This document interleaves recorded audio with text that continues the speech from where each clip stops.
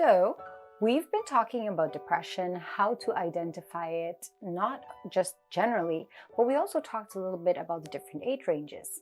But of course, what do we do about it?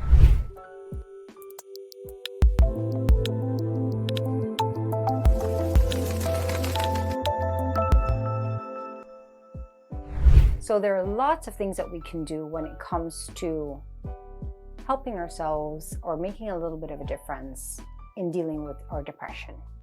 First of all, we can reach out to other people.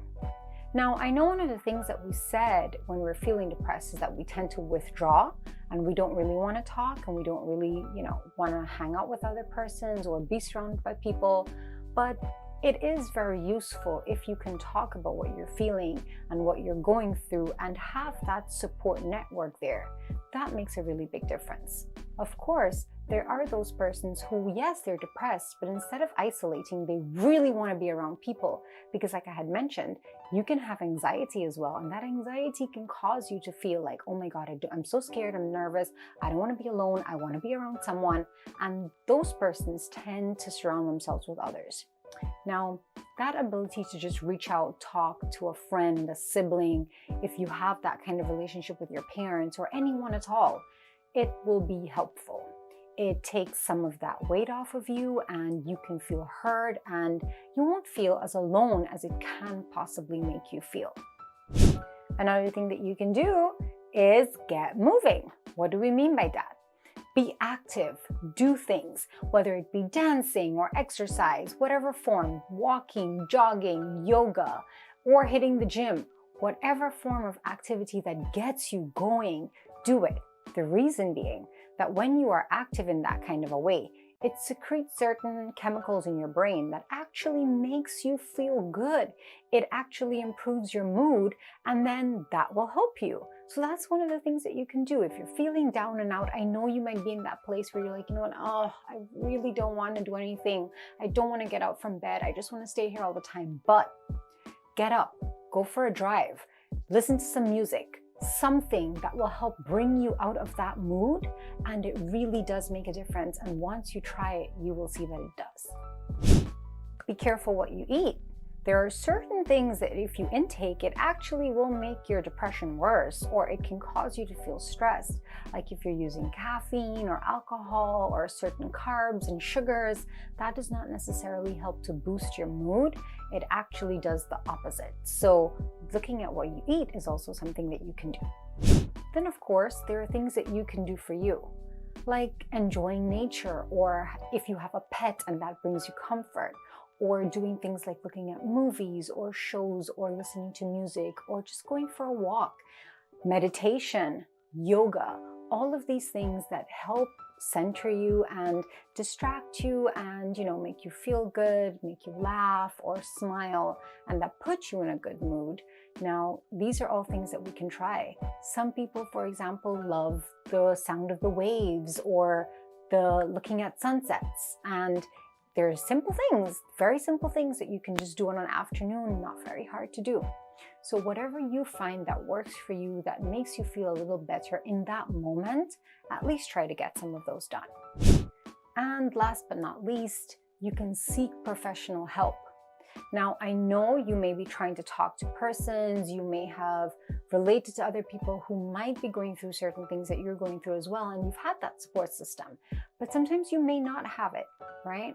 And you're thinking, okay, but I am talking, but it only seems to be doing so much. Of course, when we're dealing with depression and you're talking about treatment and help, it involves some sort of medication for your depression as well as therapy. Now, I know that is the first thing people do not want to hear, but I have to let you know that this is how it works. So, similar to anxiety and as other mental health issues, there is a hormonal imbalance in your brain that is causing you to feel this depression in the first place. Of course, coupled with your risk factors and your stressors or triggers, it will present the way it does. But if you are not targeting this hormonal imbalance, those signs and symptoms are going to be there. And you can be doing everything that's possible to help make yourself feel better, and you won't get the results that you need.